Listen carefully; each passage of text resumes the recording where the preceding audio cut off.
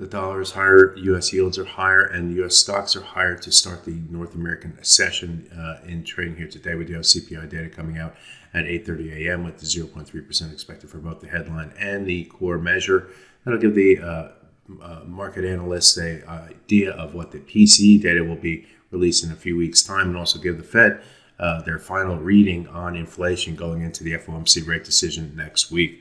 I'll talk about the technicals in the three major currency pairs in this video: the euro versus US dollar, dollar versus yen, and sterling versus US dollar. So let's get started.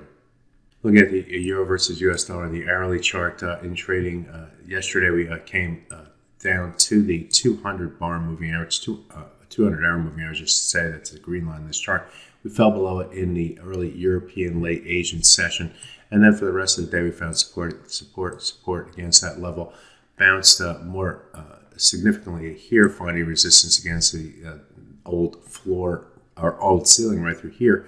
This is the ceiling for the month of August. Came up to the low of that ceiling at 1.1730 is 303, and then rotated back to the downside and went right back down to the 200-hour moving average. In the Asian session here today, the market tried to hold support against that level once again, only to find that in the European session, a move below that 200-hour moving average gave the sellers the go-ahead to push lower, extend the trading range, and it did so in a modest way, coming down to a low around the 1.1676 level before bouncing higher. We're currently trading at 1.16809, but we are below the 200-hour moving average. As long as the price can remain below this moving average, then the bias remains more to the downside with the 61.8%, broken 61.8% retracement of the move down, going back in time back through here. As the next key target at 1.16615.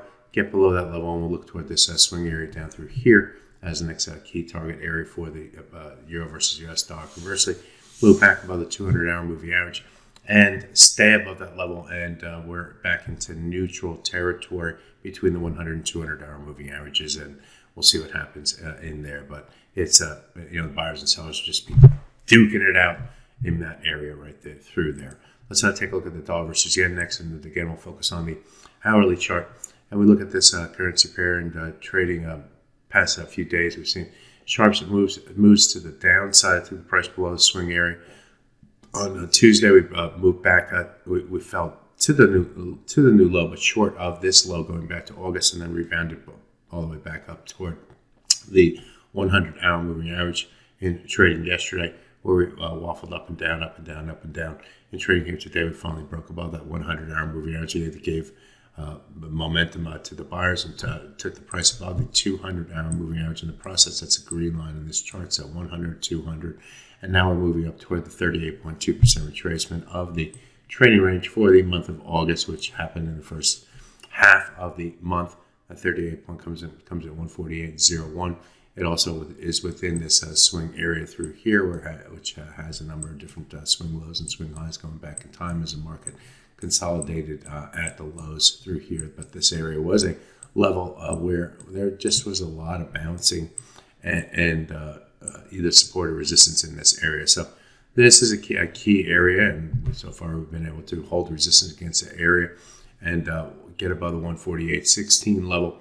Would open the door further upside toward the 50% and the 200-day moving average in trading. Last week we moved above it on a couple of different occasions, but could not sustain the momentum. Finally, let's take a look at the sterling versus US dollar. And like the euro versus US dollar, broke through a moving average. In this case, we broke through the 100-hour moving average. In trading, we still have work to do to get below the 200-hour moving average. That's a green line in the chart. Right here. So 100 was broken, 200 remains to be broken. And then we have the third of the three moving averages being the 100-day moving average. That also corresponds roughly with the 50% retracement and the high of this swing area through here, which is going to be a key support level. So sellers are trying to make a play, but we are in this neutral area between the 100 and 200-hour moving average for this pair. If we break above the 100-hour moving average, I would tilt the bias back to the upside. If we move below 200, it increases the bearish bias, but we have this whole area of cluster of support down here, down to 1.34509 as a support. and also the 50% and 100-day moving average. So big support area down there, right below that level, and things are more in the seller's control for the pound versus US dollar, but right now in neutral territory. My name is Greg Michalowski. Good fortune with your trading. Bye-bye now.